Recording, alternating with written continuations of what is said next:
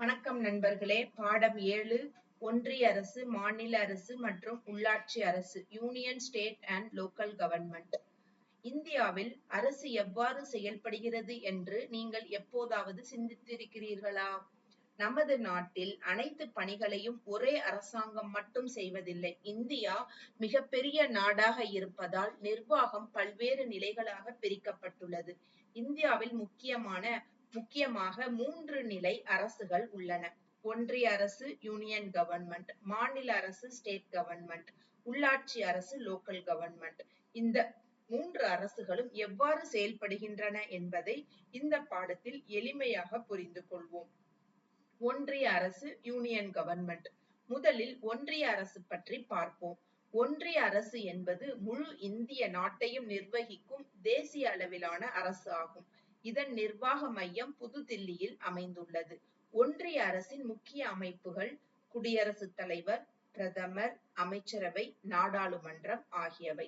ஒன்றிய அரசின் முக்கிய பொறுப்புகள் நாடு முழுவதற்கும் தொடர்புடைய பல முக்கிய விஷயங்கள் ஒன்றிய அரசின் பொறுப்பில் உள்ளன. உதாரணமாக தேசிய பாதுகாப்பு, வெளிநாட்டு உறவுகள், நாணயம், ரயில்வே, தொலைத்தொடர்பு, பாதுகாப்பு போன்றவை. எளிமையாக சொன்னால் முழு நாட்டையும் பாதிக்கும் முக்கியமான விஷயங்களை ஒன்றிய அரசு கவனிக்கிறது. இரண்டாவது மாநில அரசு ஸ்டேட் கவர்ன்மெண்ட். அடுத்து மாநில அரசு பற்றி பார்ப்போம். இந்தியா பல மாநிலங்களை கொண்ட நாடு. ஒவ்வொரு மாநிலத்திற்கும் அதன் சொந்த அரசு உள்ளது. மாநில அரசின் முக்கிய அமைப்புகள் ஆளுநர், முதலமைச்சர், அமைச்சரவை மற்றும் மாநில சட்டமன்றம் ஆகியவை. மாநில அரசின் பொறுப்புகள் மாநில அரசு மக்களின் வாழ்க்கையுடன் நேரடியாக தொடர்புடைய பல துறைகளை கவனிக்கிறது. உதாரணமாக காவல்துறை, பொது சுகாதாரம், வேளாண்மை, மாநில சாலைகள், பொது ஒழுங்கு, கல்வி தொடர்பான பல நிர்வாக பணிகள் போன்றவை. எனவே ஒரு குறிப்பிட்ட மாநிலத்திற்கு தேவையான நிர்வாகத்தை மாநில அரசு கவனிக்கிறது. 3 உள்ளாட்சி அரசு லோக்கல் கவர்ன்மெண்ட். இப்போது மூன்றாவது மற்றும் மிக முக்கியமான நிலையான உள்ளாட்சி அரசை பற்றி பார்ப்போம். உள்ளாட்சி அரசு என்பது மக்களுக்கு மிகவும் அருகில் செயல்படும் அரசு ஆகும். நமது அன்றாட வாழ்க்கையில் நாம் சந்திக்கும் பல உள்ளூர் பிரச்சனைகளை உள்ளாட்சி அமைப்புகள் கவனிக்கின்றன. உதாரணமாக குடிநீர், தெரு விளக்குகள், உள்ளூர் சாலைகள், குப்பை அகற்றுதல், கழிவுநீர் மேலாண்மை, உள்ளூர் சுகாதாரம் போன்ற பணிகளில் உள்ளாட்சி அமைப்புகள் முக்கிய பங்கு வகிக்கின்றன. கிராமப்புற உள்ளாட்சி அரசு. கிராமப்புறங்களில் பஞ்சாயத்து ராஜ் அமைப்பு முக்கியமான உள்ளாட்சி நிர்வாக முறையாகும். இதில் பொதுவாக கிராம பஞ்சாயத்து, இடைநிலை பஞ்சாயத்து, மாவட்ட பஞ்சாயத்து என்ற அமைப்பு காணப்படுகிறது. கிராம சபை. கிராம சபை உள்ளூர் ஜனநாயகத்தின் முக்கியமான அமைப்பாகும். கிராம மக்கள் ஒன்று கூடி தங்கள் கிராமத்தின் தேவைகள் மற்றும் வளர்ச்சி பணிகள் குறித்து விவாதிக்க முடியும். உதாரணமாக எங்கள் கிராமத்தில் குடிநீர் வசதி தேவை, சாலை பழுதடைந்துள்ளது, தெருவிளக்குகள் அமைக்க வேண்டும் போன்ற உள்ளூர் பிரச்சனைகள் குறித்து மக்கள் கலந்துரையாடலாம். 5 நகர்ப்புற உள்ளாட்சி அரசு. நகர்ப்புறங்களில் உள்ளாட்சி அமைப்புகள் வேறுபட்ட வடிவங்களில் செயல்படுகின்றன. உதாரணமாக மாநகராட்சி முனிசிபல் கார்ப்பரேஷன், நகராட்சி முனிசிபாலிட்டி, பேரூராட்சி டவுன் பஞ்சாயத் போன்ற அமைப்புகள் உள்ளன. இவை நகர மக்களுக்கு தேவையான பல அடிப்படை சேவைகளை வழங்குகின்றன. உதாரணமாக குடிநீர், சாலை பராமரிப்பு, தெருவிளக்குகள், குப்பை மேலாண்மை, கழிவுநீர் மேலாண்மை போன்ற பணிகள். 6 ஏன் 3 நிலை அரசுகள் தேவை? இப்போது ஒரு முக்கியமான கேள்வி. இந்தியாவில் ஏன் 3 நிலை அரசுகள் இருக்க வேண்டும்? இந்தியா மிகப்பெரிய நாடு. ஒன்றிய அரசு மட்டும் ஒவ்வொரு கிராமத்திலும் நகரத்திலும் ஏற்படும் பிரச்சனைகளை நேரடியாக கவனிக்க முடியாது. அதேபோல் உள்ளூர் பிரச்சனைகள் குறித்து உள்ளூர் மக்களுக்கே அதிகமான புரிதல் இருக்கும்.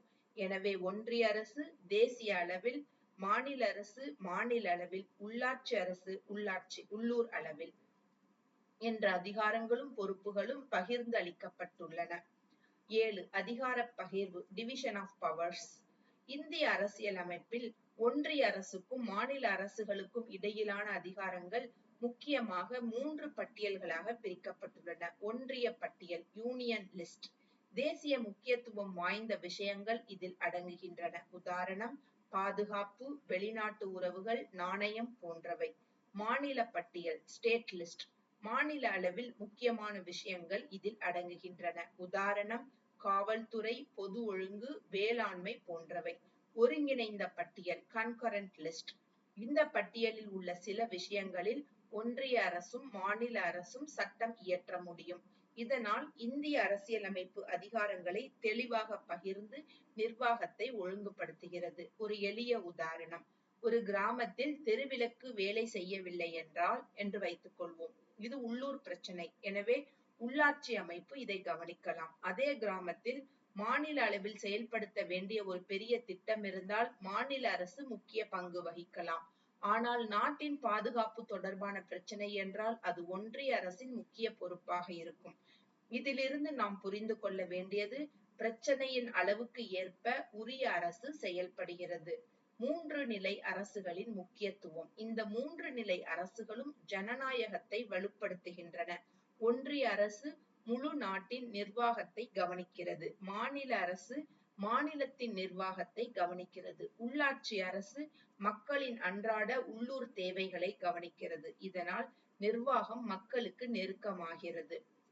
மாணவர்கள் நினைவில் வைத்துக் கொள்ள வேண்டியது இந்த 3 வரிகளை நினைவில் வைத்துக் கொள்ளுங்கள். ஒன்றிய அரசு நாடு முழுவதும், மாநில அரசு ஒரு மாநிலம் முழுவதும், உள்ளாட்சி அரசு ஒரு குறிப்பிட்ட உள்ளூர் பகுதிக்காக. சுருக்கம். நண்பர்களே, இன்று நாம் முக்கியமான அரசுகளை பற்றி கற்றுக்கொண்டோம். 1. ஒன்றிய அரசு முழு இந்திய நாட்டின் தேசிய அளவிலான நிர்வாகத்தை கவனிக்கிறது. 2. மாநில அரசு ஒவ்வொரு மாநிலத்தின் நிர்வாகத்தையும் கவனிக்கிறது. 3. உள்ளாட்சி அரசு கிராமங்கள் மற்றும் நகரங்களில் மக்களுக்கு அருகில் இருந்து உள்ளூர் சேவைகளை வழங்குகிறது.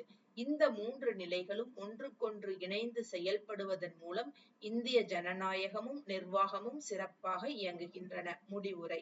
நண்பர்களே, ஒன்றிய அரசு, மாநில அரசு மற்றும் உள்ளாட்சி அரசு ஆகியவற்றின் பங்கை புரிந்து கொள்வது இந்திய அரசியல் அமைப்பை புரிந்து கொள்வதற்கான ஒரு முக்கியமான படியாகும். நமது நாட்டின் நிர்வாகம் எவ்வாறு செயல்படுகிறது என்பதை அறிந்து கொள்வோம்.